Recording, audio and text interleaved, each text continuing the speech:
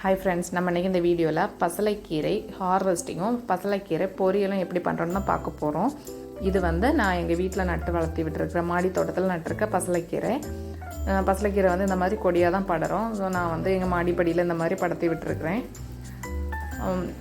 இன்றைக்கி இந்த பசலைக்கீரை செடியிலேருந்து நமக்கு தேவையான அளவு கீரை சமைக்கிறதுக்கு தேவையான அளவு கீரையை நான் ஹார்வெஸ்ட் பண்ணி எடுத்துருக்கிறேன். மொத்தம் இவ்வளோ கீரை நான் எடுத்துருக்கிறேன்.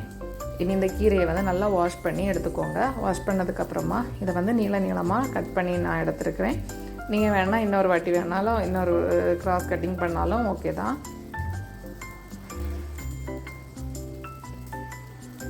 இப்போ நம்ம கீரையை இந்த மாதிரி எல்லா கீரையுமே நான் கட் பண்ணி எடுத்தாச்சு.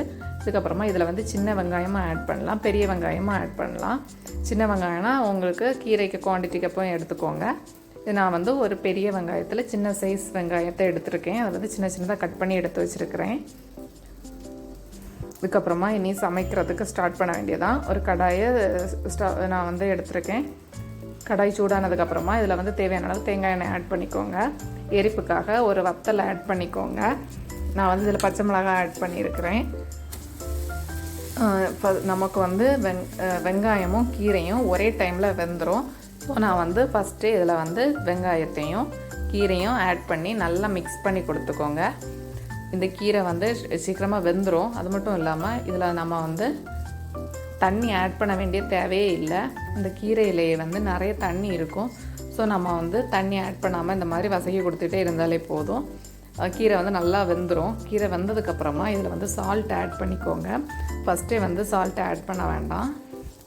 அதுக்கப்புறமா இந்த கீரையில் இருக்க தண்ணி எல்லாமே இது வற்றினதுக்கப்புறமா நம்ம தேங்காய் இதில் ஆட் பண்ணி நல்லா மிக்ஸ் பண்ணி தண்ணி எல்லாம் வற்றினதுக்கப்புறம் நீங்கள் இதை ஸ்டவ் ஆஃப் பண்ணிக்கோங்க. இவ்வளோ பண்ணாலே போதும். நமக்கு கீரை கூட்டு ரெடி ஆகிரும். நம்ம இந்த கீரை நம்ம வீட்டிலையே மாடி தோட்டம் இல்லைன்னா நம்ம தோட்டத்திலே இந்த மாதிரி கீரை எல்லாம் போட்டு நட்டு நம்ம வளர்த்ததுலேருந்து ஹார்வெஸ்ட் பண்ணி எடுத்து சாப்பிட்டோன்னா அது நமக்கு ரொம்ப ஹெல்த்தியாகவும் இருக்கும், டேஸ்ட்டாகவும் இருக்கும். ஸோ நீங்களும் இந்த மாதிரி உங்கள் வீட்டு தோட்டங்களில் கீரை எல்லாமே நம்ம நார்மலாக நட்டாலே போதும். அது சூப்பராக வளர்ந்து வந்துடும்.